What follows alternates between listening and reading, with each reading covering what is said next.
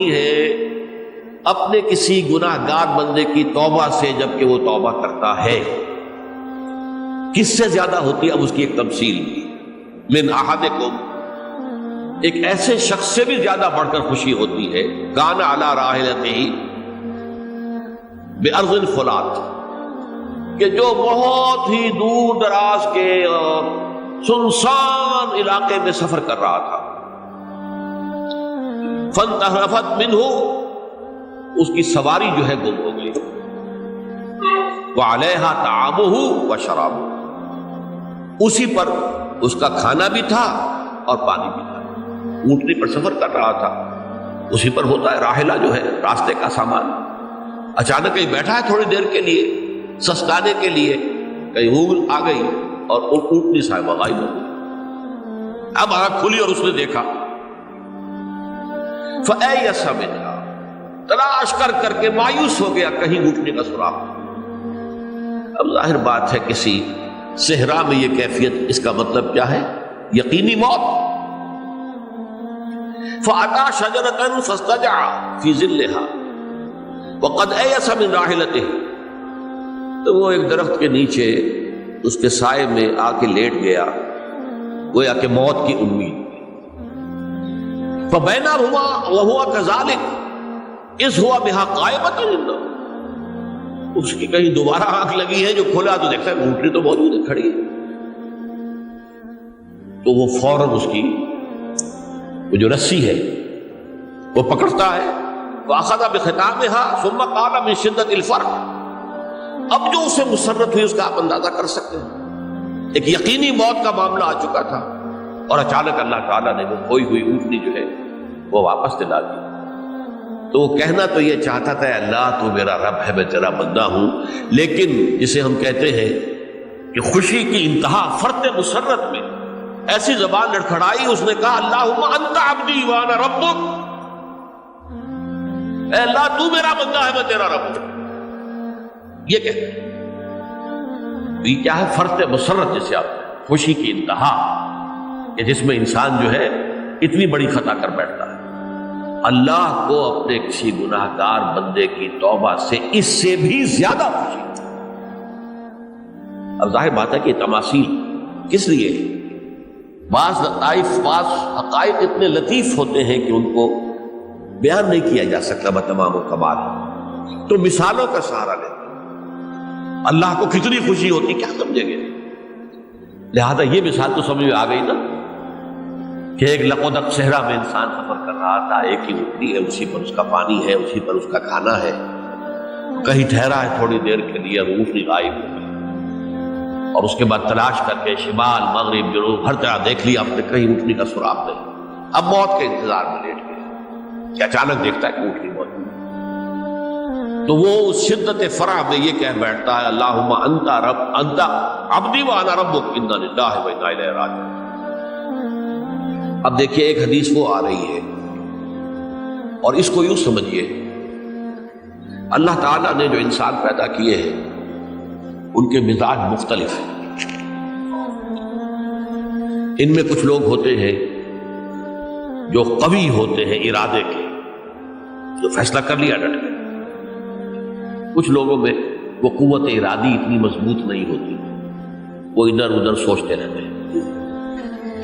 کچھ لوگ جسمانی طور پر بہت توانا ہوتے ہیں، کچھ لوگ جسمانی طور پر پیدائشی طور پر کمزور ہوتے ہیں۔ تو اگر کوئی قوت ارادی کمزور رکھنے والا شخص ہے، وہ بھی تو اللہ کی تخلیق ہے، اللہ کا بندہ ہے، خطاؤں کا ظہور ہو جاتا ہے،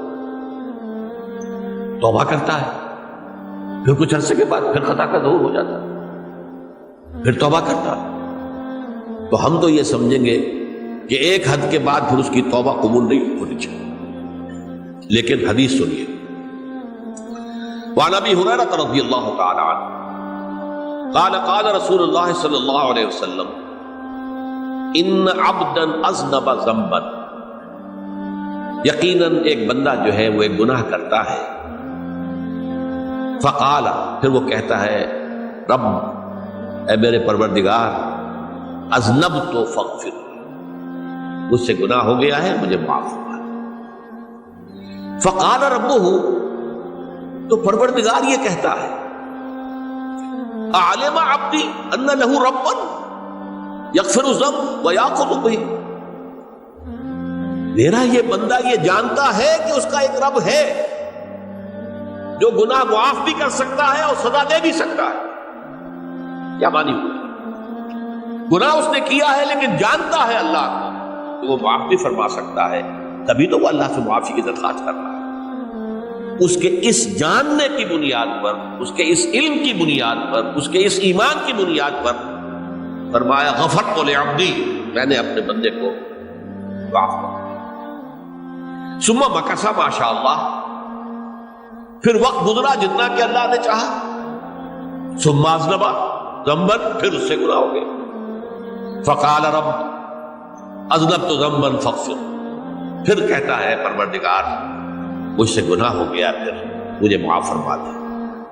فقال ربہ، اللہ فرماتا ہے علم عبدی ان لہ ربا یغفر الذنب ویأخذ بہ، میرا بندہ ہے نا جو جانتا ہے کہ اس کا ایک رب ہے، ایمان باللہ اس کے اندر ہے، تبھی تو پکار رہا ہے، اور یہ بھی جانتا ہے کہ وہ گناہ معاف بھی کر سکتا ہے اور چاہے تو پکڑ بھی سکتا ہے، سزا بھی دے سکتا ہے.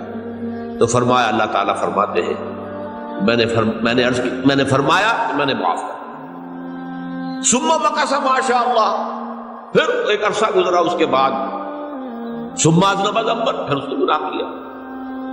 قال رب اذنبت ذنبا آخر، اس نے کہا پروردگار میں نے تو پھر ایک اور گناہ کر دیا، فاغفر لی، مجھے بخش دے. فقال اعلم عبدی ان لہ ربا یغفر الذنب ویأخذ بہ، میرا بندہ جانتا ہے نا کہ اس کا ایک رب ہے جسے وہ پکار رہا ہے، کہ اور وہ جانتا ہے کہ اسے اختیار حاصل ہے کہ چاہے تو بخش دے اور چاہے تو پکڑ دے. اس کے اس علم، اس ایمان کی بنیاد پر میں نے اسے معاف کر دیا. ایک اور حدیث، میں نے چونکہ اس گفتگو کے لیے ان احادیث کا تفحص کیا ہے، یہ تو بہت ہیں حدیثیں، میں نے ان میں سے کچھ چنی ہے. ہمارے بعض واعظ ناصح وہ بھی کسی شخص کو روکتے رہے، برائیوں سے روکتے رہے، نہیں رکتا تو کہیں غصے میں آ کے اللہ تجھے کبھی معاف نہیں کرے گا. یہ کتنا بڑا جرم ہے، اس کا اندازہ کیجئے اس حدیث سے. تو میرے بندے کو میری رحمت سے مایوس کر رہے ہیں، کتنا بڑا جرم ہے، اس کا اندازہ کیجئے. یہ مسلم شریف کی روایت ہے عن جندب، حضرت جندب رضی اللہ تعالی عنہ سے، ان رسول اللہ صلی اللہ علیہ وسلم حدث، کہ اللہ کے رسول صلی اللہ علیہ وسلم نے ایک واقعہ بیان کیا. ان رجلا قال، کہ ایک شخص نے یہ کہا واللہ لا یغفر اللہ لفلان، کہ خدا کی قسم اللہ تعالیٰ فلاں شخص کو کبھی معاف نہیں کرے. وَأَنَّ اللَّهَ تَعَالَى قَالَ، اس پر اللہ تعالیٰ نے یہ فرمایا مَنْ ذَا الَّذِي يَتَعَلَّى عَلَيَّ، یہ کون ہے جو میرے اوپر حکومت کرنے والا آ گیا، جو میری طرف سے حکم لگا رہا کہ میں کبھی معاف نہیں کروں گا. مَنْ ذَا الَّذِي، کون ہے وہ شخص، الَّذِي يَتَعَلَّى عَلَيَّ اَنِّي لَا أَغْفِرُ لِفُلَانٍ، کہ میں فلاں شخص کو کبھی معاف نہیں کروں گا. قد غفرت لفلان، اس کو تو میں نے معاف کر دیا. وَأَحْبَطْتُ عَمَلَهُ، اس شخص کے تمام اعمال میں نے ضائع کر دیے کہ تم نے میرے بندے کو مایوس کیا. یہ ہے جرم کی انکار. تو توبہ کی دعوت دیتے رہو، توبہ کے لیے لوگوں کو آمادہ کرتے رہو، توبہ جو ہے اس کے لیے ترغیب دیتے رہو.